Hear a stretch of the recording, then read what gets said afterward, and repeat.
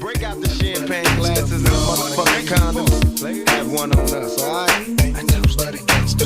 Picture perfect. I paint a perfect picture. Bomber hooches with precision. My intentions to get with you with that and double OP. Dog, my fucking homie, use a cold ass nigga. 2017, and we finally get a Tupac movie. It's about damn time. And I don't personally know if anybody in the world was waiting on a Tupac movie, but as a big Tupac fan myself, I have been waiting on a Tupac movie for a really long time, and I'm glad we finally get it. All Eyez On Me is the big screen biopic of Tupac Shakur, the legendary poet and activist and revolutionary icon from the 90s. This movie basically chronicles Tupac's beginning and his end. It chronicles everything in between. You know, Tupac and his rise to fame, his rise to fortune, his untimely death in 1996. This movie covers all of that. Again, I'm a big Tupac fan. I grew up listening to Tupac. You guys know I'm a huge rap fan. One of the first rappers that I first started listening to was Tupac when I was a kid. I've been a fan of his music for a really long time. I could recite most of the lyrics to most of his songs if you put me on the spot. So I was really excited and really looking forward to this movie. I'm in a bit of a tough place though, because I want to show this movie some California love, but seeing as how I've never actually been to California in my life, and seeing as how I live in Indiana and we don't really give Indiana love to anybody unless it's the Pacers, the Colts, our cousins, or an ear of corn, I'm kind of in a tough pickle. I don't really know how to handle this, so I'm just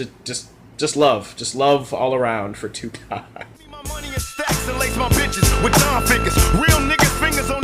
What I will say about this movie, guys, is that it is definitely not as bad as some people are making it out to be. We've all seen some reactions from critics and from fans and from some people who are close to Pac, and there's been kind of a polarizing reaction among all of those people. This movie does have some things going for it. I would say out of all the things in the movie that they threw to a wall and tried to make stick and tried to make work, I would say Denai Guerreri is the best part about this movie. She plays Afeni Shakur, Tupac Shakur's mother, and she perfectly captures the highs and the lows of Afeni Shakur.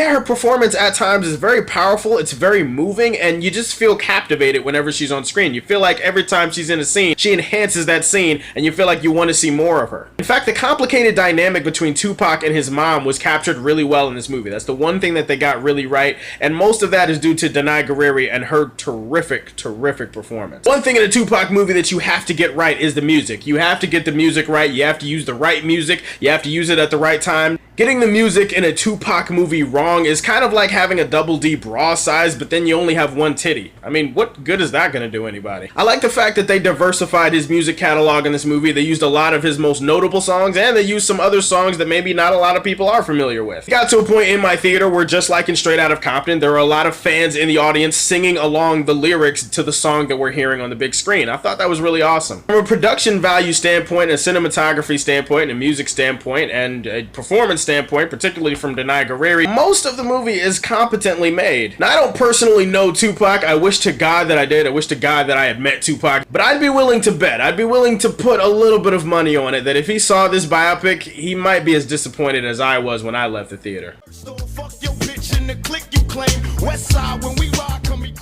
Biggest problem with this film is that it is so breathtakingly average in the way that they decided to tell Tupac's story.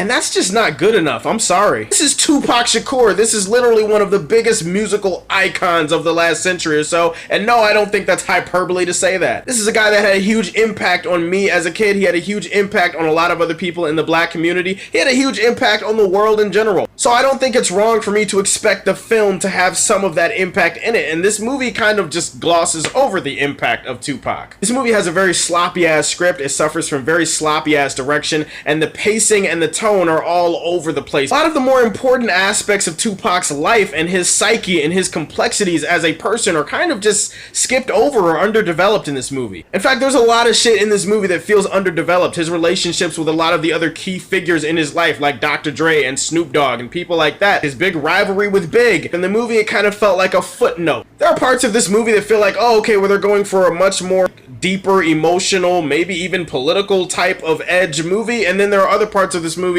that feel like a big budget 2-hour music video. I just feel like they didn't do a good job of going deeper. They basically did the bare minimum. They did the bare bones surface level skimming of Tupac's life. They just picked out a few different highlights from a few different eras and mashed it all together and said, hey, that's a cohesive film. The first hour of this movie is really hard to get through as well. He's basically doing an interview for a guy in prison, and they use that to go back and flash forward and skim through a lot of his upbringing and a lot of his childhood and a lot of his, know, how he became Tupac in California. Again, there are a lot of moments in that sequence, there are a lot of moments like that throughout the film where you feel like things don't get the attention that they should have because they need to cram as much shit into this movie as possible. And so you walk out feeling unsatisfied. You feel like all the shit that they showed in this movie, I could just go on Wikipedia, or I could look up old interviews on YouTube. I could basically do whatever I do on the internet to find out all the stuff that they basically told me in this movie. Demetrius Shipp, the poor bastard, I feel like he did a good enough job for what they were asking him to do. He certainly looks like Tupac. He certainly sounds a lot like Tupac. Like, there's a few scenes where he does nail it, where you're just like, yes, that is Tupac, and he killed it in that scene, and that's great. And then there's other scenes where you just feel like emotionally he's not really selling you, and you're not really convinced. Tupac walks into a room, and it's all eyes on him. You don't really feel that from this guy. But it's just really average, and for a Tupac movie, average is just not cutting it. Average is just not good enough, and as a big Tupac fan, I walked out of this theater really disappointed in the way they decided to tell Tupac's story. I wasn't disappointed in Jared Ellis, though. Jared Ellis has Snoop Dogg. It was kind of freaky how much he sounded like him. Like, it was creepy. If you closed your eyes and you didn't know that he had a different face than the real-life Snoop Dogg, you would think that Snoop Dogg himself was in this movie. All Eyez On Me was a pretty average film overall, and as a Tupac fan, it feels even lower than that. So I'm just gonna name it an average film. Put it in the Fortress of Solitude. Call it a day. Oh shit.